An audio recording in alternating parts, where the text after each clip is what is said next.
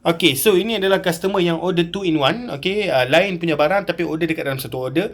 Block racing 53mm, weight 110 beserta dengan camshaft racing dash to Tokahi.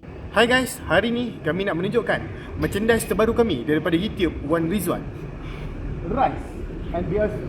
Tuan-tuan perempuan, kepada yang berminat untuk merchandise kami, boleh terus contact kami. Support daripada tuan-tuan perempuan akan menyebabkan kami lebih bersemangat untuk memproducekan video-video baru di dalam YouTube channel kami. Okay, so tuan-tuan dan puan, jangan lupa juga untuk stay tune dengan YouTube channel kami kerana banyak lagi giveaway yang kita akan buat pada masa hadapan.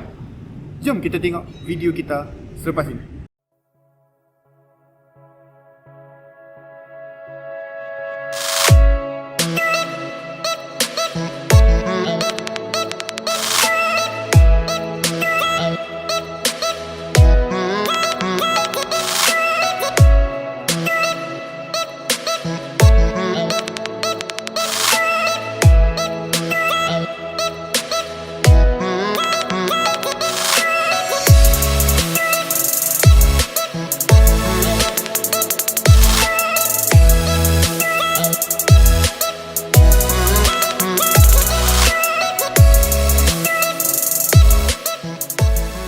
Okay, so ini adalah customer yang order 2 in 1. Okay, lain punya barang tapi order dekat dalam satu order.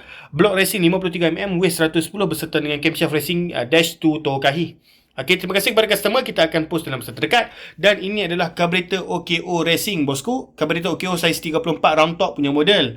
Samalah, ini customer yang order dekat dalam kita punya Shopee juga. Dan kita akan harap, okay, set yang diberikan sekali dengan meja kepala jack ni, okay, spare akan sampai dalam keadaan selamat dan customer boleh setting dengan sempurna.